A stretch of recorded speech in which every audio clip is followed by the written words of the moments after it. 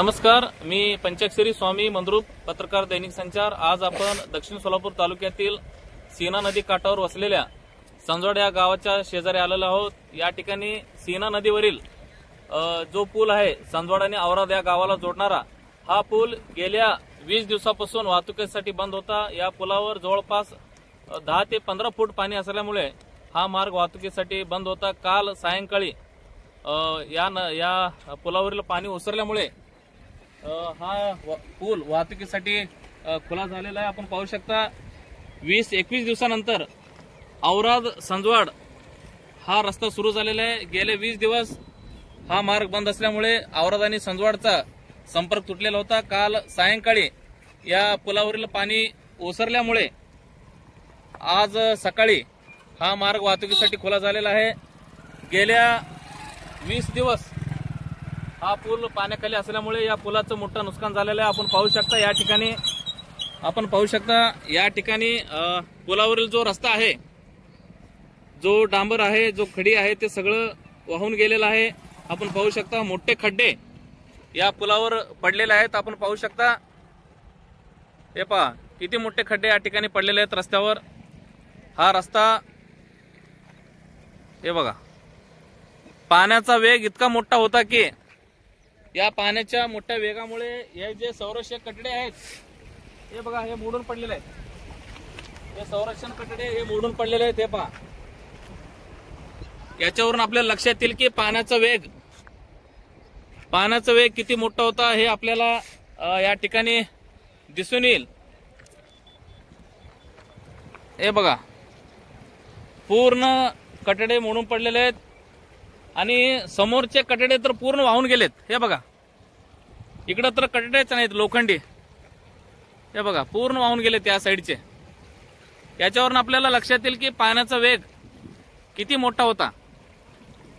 हे बघा, या ठिकाणी समोरील रस्ता सुद्धा एक मोठा खड्डा पडलेला आहे। हे बघा, हे बघा किती मोठा खड्डा पडलेला आहे। हे बघा, हे समोरची सीना नदी, अजूनही पाणी या ठिकाणी, हे बघा पुलाला टच झालेला आहे। हे पाणी अजूनही पुलाला टच झालेलं आहे। हे बघा, काल सायंकाळी सीना नदीचं पाणी ओसरल्यावर हा संजवाड औराद जो रस्ता आहे तो वाहतुकीसाठी खुला झालेला आहे।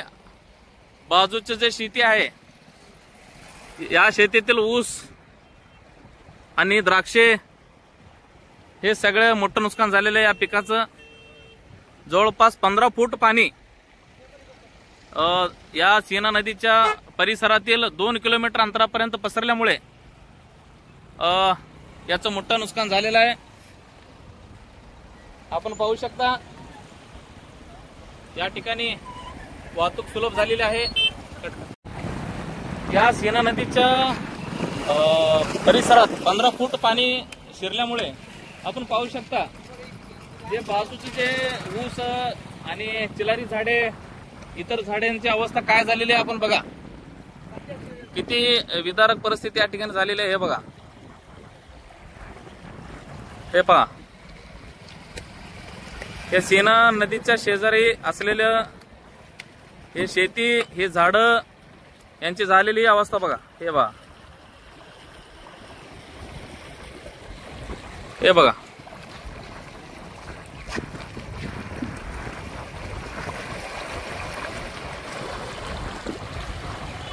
या सीना नदीच्या महापुराने नदीकाठचं हजारो एकर ऊस अक्षरशः पाण्यात जाऊन या भागातील शेतकऱ्यांचं कोट्यवधी रुपयाचं नुकसान झालेलं आहे। जवळपास 20 दिवस पाणी असल्यामुळे या नदीकाठच्या खरीप पिकांचं, बागायत पिकांचं, ऊसांचं मोठं नुकसान झालेलं आहे। हे पहा, पाण्याचा वेग इतका प्रचंड होता। या ठिकाणी जे पाण्याचं विजेचं जे पोल आहे, विजेचं पोलची अवस्था काय झाली बघा, पूर्ण उळमणून पडलेला आहे। हे बघा,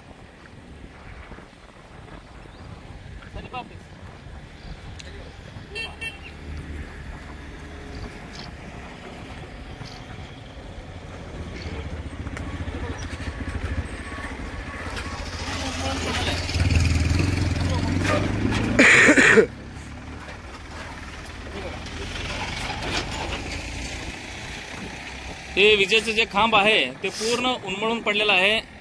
अजून बी या शेजारील जे काही शेती आहे इथं वीज पुरवठा बंद आहे, कारण विजेचे तार अजूनही पाण्यात त्या ठिकाणी आपल्याला दिसत आहेत। या सीना नदीला गेल्या 60 वर्षात आला नाही इतकं मोठं महापूर आला होता। या महापुरामुळे या संजवाड पुलाचं मोठं नुकसान झालेलं आहे। मी संबंधित अधिकाऱ्यांना विनंती करतो की आपण या पुलाची एकदा पाहणी करावी। या पुलाचं मजबूतीकरणासाठी हा पूल वाहतुकीसाठी मजबूत आहे का नाही याचं एकदा खात्री करावं, या पुलाचं ऑडिट करावं, कारण हा पूल खचण्याची शक्यता नाकारता येत नाही। कारण आपण पुलावरील जे काही रस्ता आहे, जे काही लोखंडी कठडे आहेत, याचं मोठं नुकसान झालेलं आहे। त्यामुळे या पुलाचे जे काही पिलर्स आहेत या पिलर्सची सुद्धा एकदा ऑडिट करणं गरजेचं आहे। या सीना नदीला आलेल्या महाप्रचंड पुरामुळे या सीना नदी काठचं मोठं नुकसान झालेलं आहे।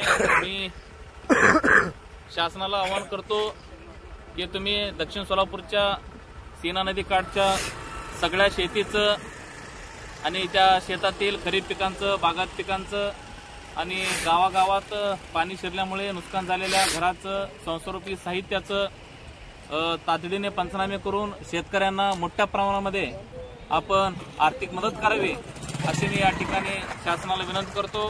धन्यवाद।